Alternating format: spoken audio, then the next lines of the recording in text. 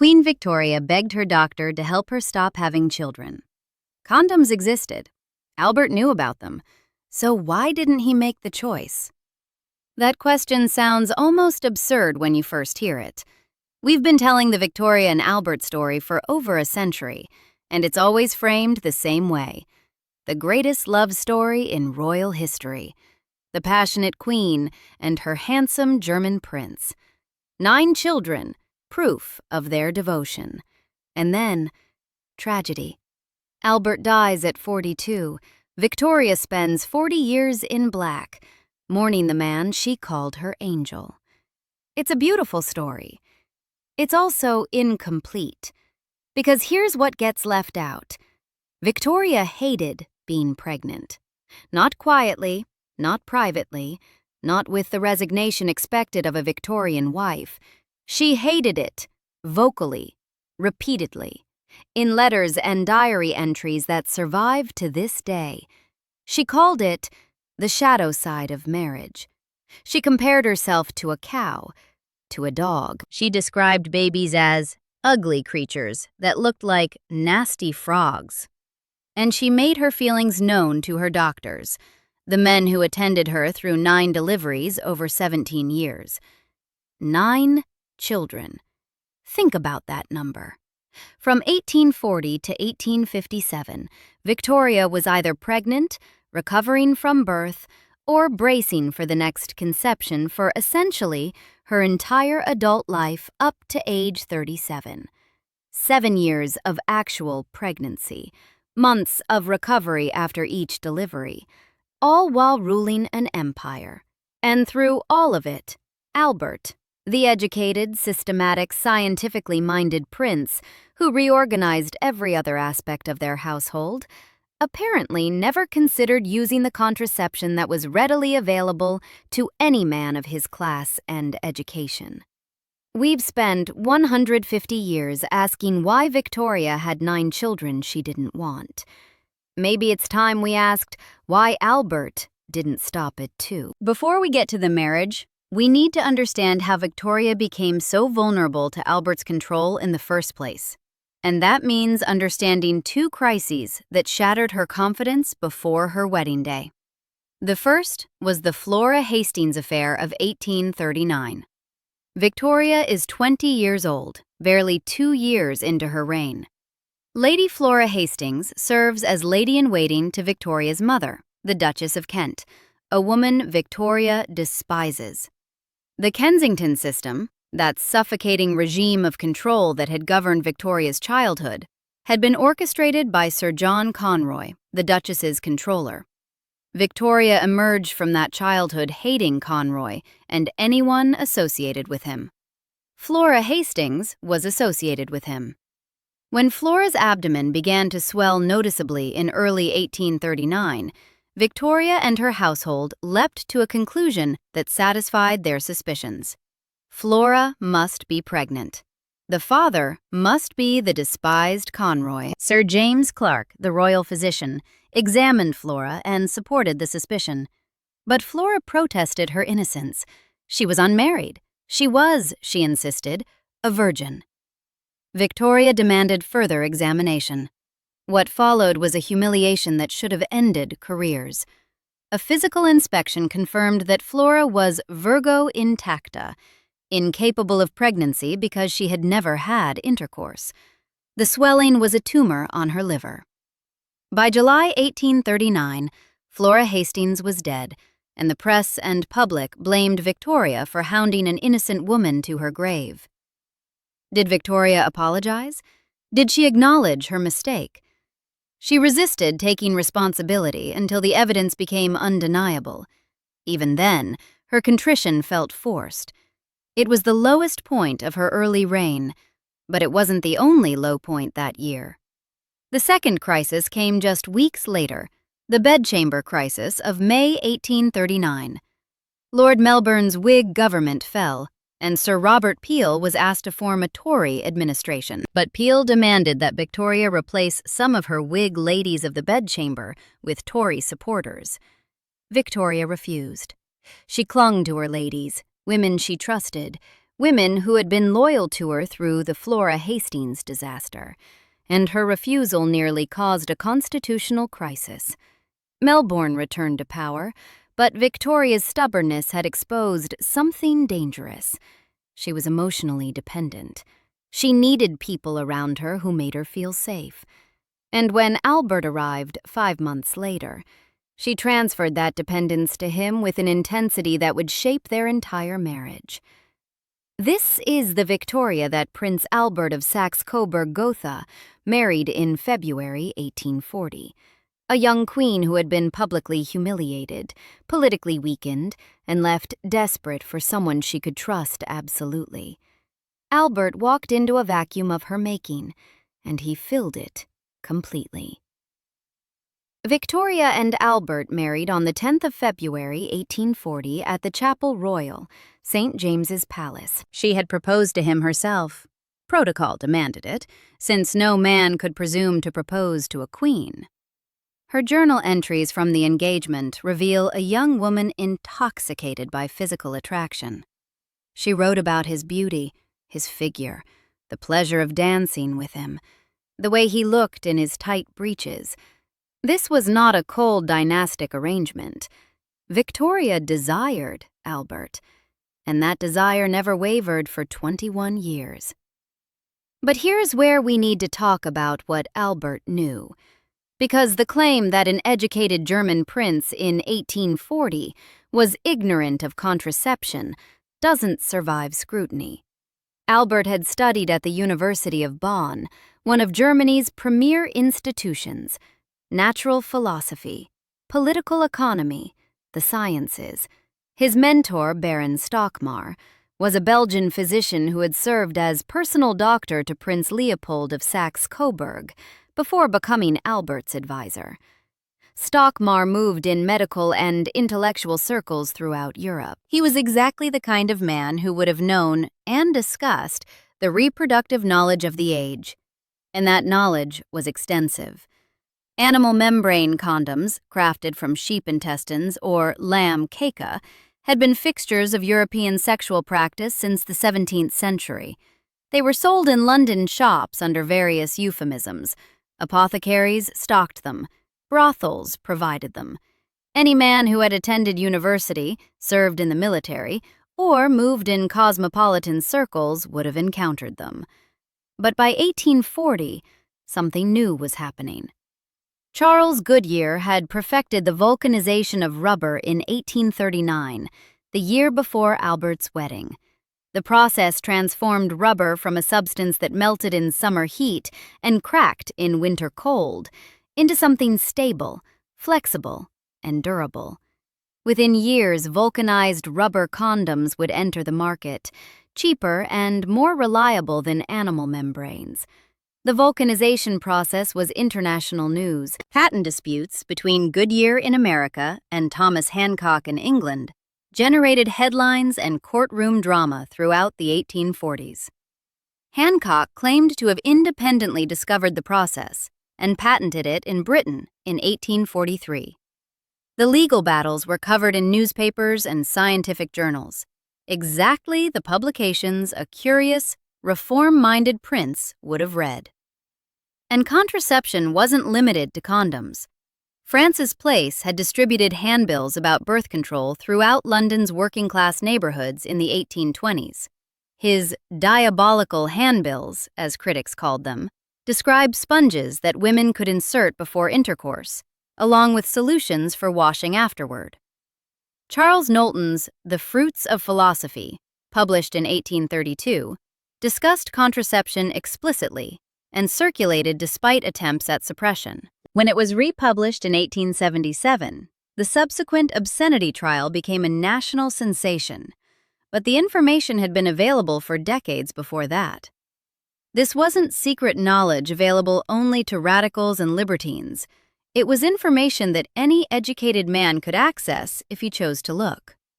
The question wasn't whether Albert could have known about contraception. The question is why he chose not to act on that knowledge. From his wedding night forward, he made no recorded effort to prevent the pregnancies that would consume his wife's body for 17 years. The first child arrived 9 months after the wedding. Princess Victoria Adelaide Mary Louisa, born 21st November 1840. The delivery was difficult, as first births often are. Sir Charles Locock, the physician accoucheur who would attend all 9 of Victoria's deliveries, oversaw the labor and its aftermath. Victoria was 21 years old. She had been married less than a year, and already she was articulating her hatred of the condition she found herself in. She would later call childbearing the shadow side of marriage, the dark price extracted for the pleasures of matrimony. This resentment took root early. Victoria had not married Albert to become a breeding vessel. She had married him because she loved him, desired him, wanted to share her life with him. The pregnancies were the unwelcome consequence of that desire, and she never pretended otherwise. Meanwhile, Albert was busy transforming the royal household. The establishment he had inherited upon marriage was a shambles of inefficiency, redundant servants, and opaque finances. This offended everything in his methodical German soul. Within months of the wedding, he began the reorganization that would change how the monarchy operated. He streamlined staff, clarified lines of authority, established systems for accountability. But Albert's ambitions extended beyond ledgers and servant hierarchies. He wanted control of something more personal: the children themselves. In 1842, Albert executed what can only be called a coup. His target was Baroness Louise Lehzen, the German governess who had raised Victoria from childhood and remained her closest confidant. Lehzen had been Victoria's protector during the miserable years of the Kensington system, the one adult who had put the princess's interests first. Victoria adored her. She called her mother. Albert despised her. He saw Lehzen as competition, a rival for Victoria's affections and an obstacle to his authority over the nursery. After the birth of the Princess Royal, tensions escalated. The baby was sickly, losing weight, and Albert blamed Lehzen's management of the nursery staff. Whether this was fair or calculated is impossible to know. What's clear is the result. Albert complained to Baron Stockmar. He complained to Victoria. He manufactured crisis after crisis, until Victoria, exhausted and pregnant again, finally agreed that Lehzen must go. In September 1842, Baroness Lehzen left England for Germany. She never returned. Victoria never saw her beloved governess again. Within weeks of Lehzen's departure, Albert had restructured the entire nursery. He selected the staff. He designed the routines. He established the educational principles that would govern his children's upbringing: practical skills, moral discipline, structured learning. The nursery became his domain, organized according to his specifications. This is the man we're asked to believe was powerless over contraception, the man who systematically removed the most influential woman in his wife's life, who restructured an entire household to suit his preferences, who would go on to plan everything from the children's tutors to the design of the family's Scottish estate. This man couldn't figure out how to prevent pregnancy. Albert controlled what he wanted to control. The pregnancies continued because he chose not to stop them. The pace of those pregnancies is almost brutal when you see it laid out. Albert Edward, Prince of Wales, 9th of November, 1841. Less than 12 months after his sister. Victoria was 22 and had been pregnant for most of her brief married life. Princess Alice Maud Mary, 25th of April, 1843. Victoria was 23. 3 children in less than 3 years. Prince Alfred Ernest Albert, 6th of August, 1844. Victoria was 25. 4 children in 4 years of marriage. But here's what makes these dates even more striking. Look at what else was happening in 1845, 1846, 1847, and 1848. The Irish potato famine. The blight arrived in Ireland in September 1845, destroying the potato crop that fed most of the population. By 1846, the situation was catastrophic. By 1847, Black 47, people were dying by the hundreds of thousands. Starvation, disease, forced emigration, over 1 million dead. Another 1 million fled the country.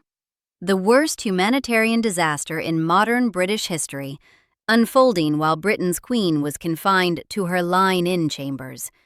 Victoria was pregnant with Princess Helena during the worst months of 1845 and early 1846. She was pregnant with Princess Louise through 1847 and into 1848. Her physical incapacitation during these critical years meant that Albert increasingly managed state affairs in her name. And manage them he did. While Victoria recovered from one delivery and prepared for the next, Albert met with ministers. He drafted correspondence. He represented the Crown at functions Victoria couldn't attend. The Lord Lieutenant of Ireland requested the Queen visit the starving country, a show of royal concern that might have meant something to the dying. Victoria didn't go. She couldn't go. She was pregnant, or recovering, or both. Albert took over more and more of Victoria's work as her pregnancies forced her to step aside. He was not her constitutional equal. Parliament had made sure of that. But in practice, he became her de facto co-monarch, handling the correspondence and consultations that kept the government running. The famine killed over 1 million people. Victoria's response was constrained by a body that Albert kept filling with children. Through all of this, Victoria made her feelings about pregnancy unmistakably clear. She compared herself to animals bred for reproduction. Her letters return again and again to resentment, exhaustion, the sense of being reduced to biological function. Her identity as sovereign subordinated to her role as producer of royal offspring. Sir Charles Lowcock heard these complaints. As Victoria's physician accoucheur, he occupied a position of intimate access, present at her most vulnerable moments, recipient of confidences that couldn't be shared with ladies-in-waiting or ministers. Historical evidence suggests Victoria spoke to her doctors about wanting to stop having children. Her pregnancies continued anyway. Princess Helena Augusta Victoria, 25th of May, 1846. Victoria was 27. 5 children in 6 years. Princess Louise Caroline Alberta, 18th of March, 1848. Victoria was 28. The year of revolutions. Thrones were toppling across Europe. Revolutions swept through France, the German states, the Austrian Empire. Monarchs fled. Constitutions were demanded. The old order trembled. And Victoria was confined to her lying-in chamber, producing her 6th child, while Albert worried about the stability of every cousin's throne on the continent. Prince Arthur William Patrick Albert, 1st of May, 1850. Victoria was 30. This birth coincided with preparations for Albert's greatest public triumph, the Great Exhibition of 1851, which would draw 6 million visitors to the Crystal Palace and establish Albert as a serious figure in British public life. The contrast couldn't be more striking. Here was a man capable of coordinating an international exhibition, managing thousands of details, anticipating problems before they arose. A man who left nothing to chance. Nothing except the question of whether his wife would endure another pregnancy. By the time Victoria was pregnant with her 8th child in 1853, something had changed. Not Albert's approach to contraception, that remained conspicuously absent. What changed was Victoria's willingness to seek medical intervention for her suffering. Dr. John Snow was already famous in medical circles.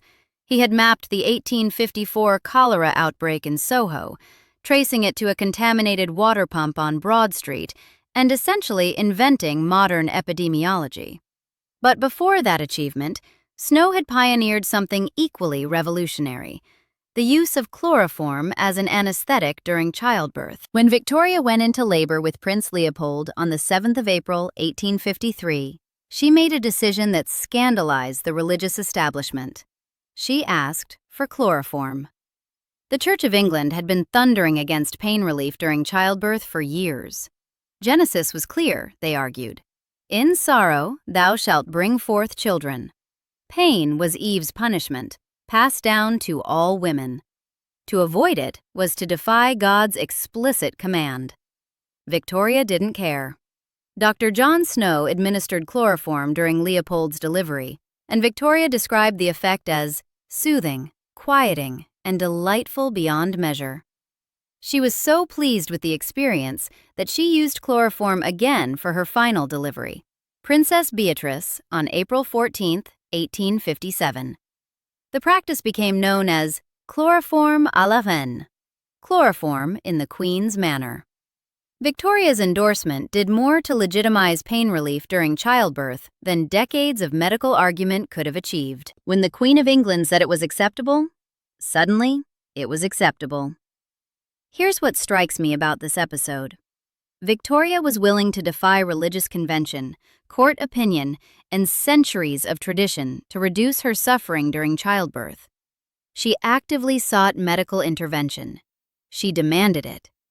And yet, she couldn't stop the pregnancies themselves. Because that decision, the decision to prevent conception rather than merely ease delivery, wasn't hers to make. It was Albert's. And Albert, the man who controlled every other aspect of their domestic life, never made it. Victoria could choose chloroform. She couldn't choose contraception. The agency she exercised over pain relief highlights the agency she lacked over reproduction itself. Prince Leopold George Duncan Albert was born on the 7th of April, 1853. Victoria was 33. This child would be different from his siblings in ways that wouldn't become fully apparent for years. Leopold had hemophilia, the bleeding disease, the condition where blood fails to clot properly, where a minor cut can become life-threatening, where internal bleeding from the slightest bump can cause permanent damage.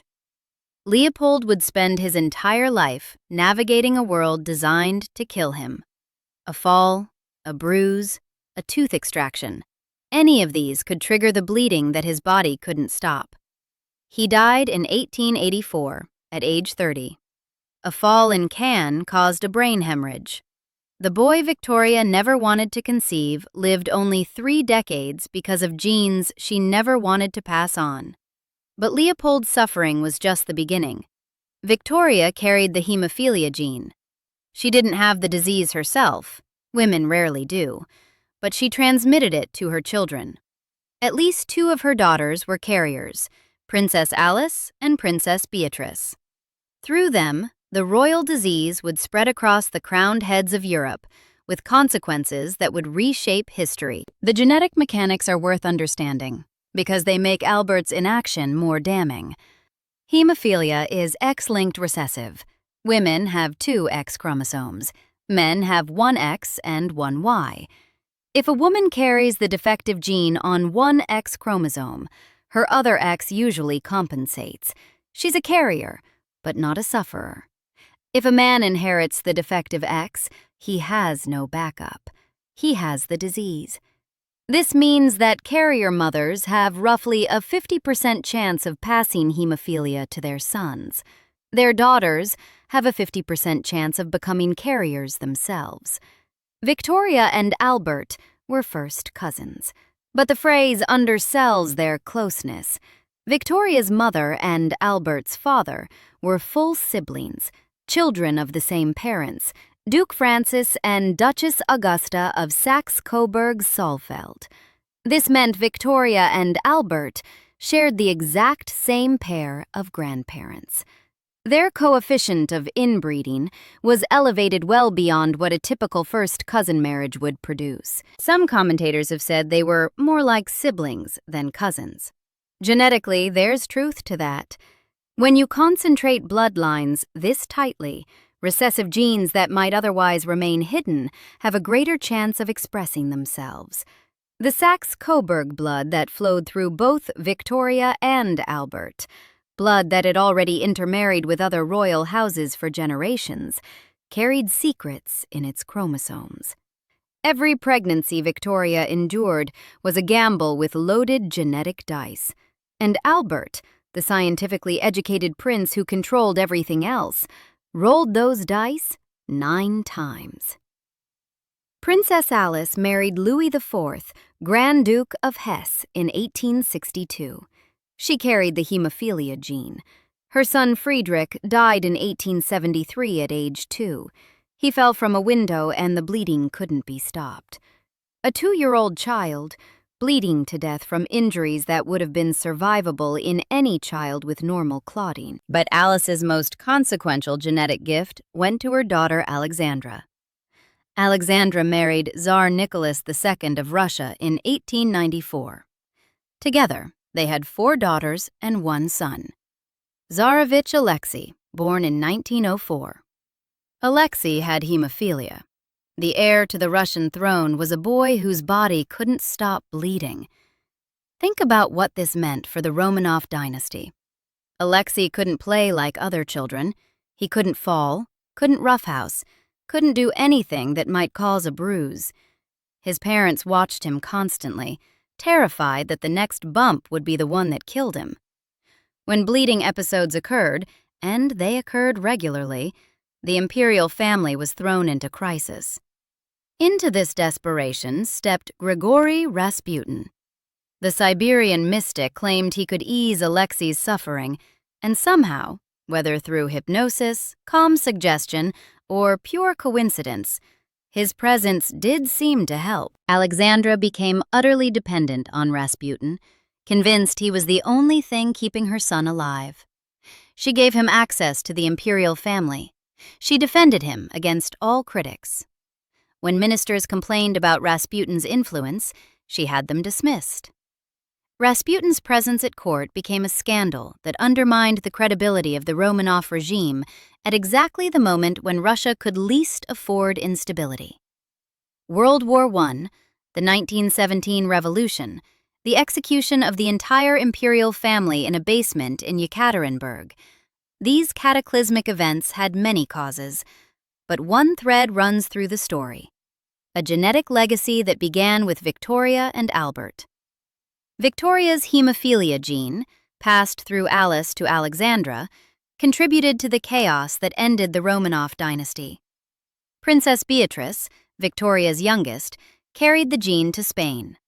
She married Prince Henry of Battenberg, and her daughter Victoria Eugenie married King Alfonso XIII of Spain. 2 of their sons, Alfonso and Gonzalo, had hemophilia. The Spanish royal family's genetic burden would contribute to the instability that eventually led to civil war and the end of the monarchy. All of this from 9 pregnancies that Victoria never wanted. All of this because Albert never made the choice. We should talk about why Victoria was so fertile in the first place. Theirs was not a marriage of cold duty endured in separate bedchambers. Victoria was passionately in love with Albert and physically drawn to him throughout their marriage. She wrote of the pleasures of married life with an enthusiasm that scandalized her private secretary when he later edited her papers. The couple shared a bedroom. This was unusual for royalty of their era. Aristocratic marriages typically maintained separate sleeping quarters, with conjugal visits occurring by arrangement. Victoria and Albert slept together nightly, their bodies in constant proximity for 21 years. The intimacy this implies helps explain Victoria's fertility, but it also sharpens the central question. If they were together so frequently, Albert had ample opportunity to use contraception. He chose not to. Victoria wanted the pleasures of marriage without its shadow side, but the shadow fell anyway, 9 times, for 17 years, because Albert wouldn't make the choice that could have separated physical love from reproductive consequence. There's a cruel irony in how Victoria and Albert are remembered as parents. Albert was present in his children's lives in ways Victoria was not. He played with them, walked with them in the gardens at Osborne House, engaged with their questions over meals. The nursery system that housed Victoria's growing brood was Albert's creation, designed according to principles he developed with Baron Stockmar. He believed royal children should learn practical skills alongside academic lessons: cooking, farming, household management, character built through discipline and engagement, not indulgence. When the children recalled their early years after Albert's death, it was their father they mourned most deeply, because it was their father who had made them feel loved. Victoria maintained a distance that puzzled and wounded her offspring. She found babies repellent, those nasty frogs of her letters. She struggled to connect with children she had never wanted to bear. She criticized where Albert encouraged. She maintained distance where he sought connection. Her treatment of Bertie, the future King Edward VII, was especially harsh. When a scandal involving Bertie and an actress distressed Albert in his final weeks before his death on the 14th of December 1861, Victoria blamed her son for hastening her husband's decline. She could barely stand to be in the same room with Bertie for years afterward. The coldness lasted until her death. Historians have judged Victoria harshly for this, and the criticism isn't unfair. She was cold. She was critical. She failed to give her children the warmth they needed. But consider the context. Victoria had been forced into motherhood against her expressed wishes, again and again, for 17 years. Her inability to bond with her children may have been, at least in part, the consequence of having them under protest. Albert wanted these children. He just wanted Victoria to bear them. Albert died on the 14th of December, 1861. Probably typhoid fever, though later speculation has suggested stomach cancer or Crohn's disease. He was 42 years old. Victoria was devastated. She would wear mourning black for the remaining 40 years of her life, maintaining her grief as a permanent state, withdrawing from public appearances, clinging to her memories of the husband she had adored. The warm father was gone. The cold mother remained. The children Albert had insisted on having were left to navigate Victoria's grief, her criticism, her neediness, and her inability to love them as he had loved them. So here's the question we should have been asking all along. Whose choice was it supposed to be? We've accepted, without really examining it, that Victoria's 9 pregnancies were her burden to manage, her failure to prevent, her body, her problem. When we criticize the situation at all, we ask why she didn't figure out birth control, why she didn't refuse her husband's advances, why she didn't take responsibility for her own fertility. But Albert controlled everything else in that household. He was educated, he was systematic, he was scientifically minded. He had access to information about contraception that was widely available to men of his class. He made decisions about staff, finances, education, nursery design, daily routines. He reorganized the entire royal establishment because it offended his sense of efficiency. He removed Victoria's beloved governess because he wanted control of the children. He took over state correspondence when Victoria was too pregnant to work. And yet, somehow, the question of whether his wife would endure another pregnancy, that was left to chance? That's not ignorance. That's a choice. Albert chose, every time they were intimate, not to use the protection that was available to him. Victoria pleaded with her doctors for relief. Albert remained silent.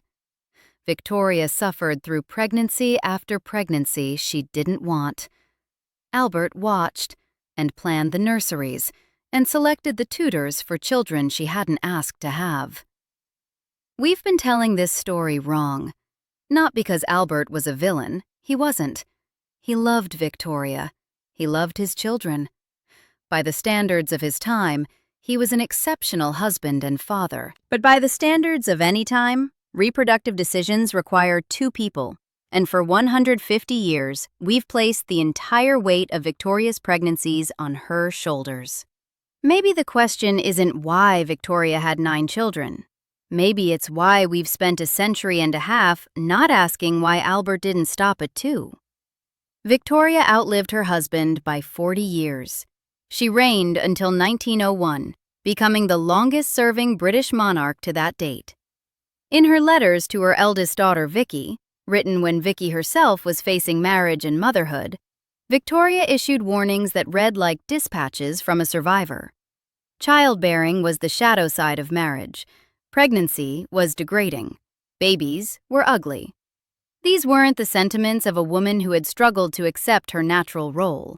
They were the testimony of someone who had been forced into that role against her repeated protests, and the man she loved.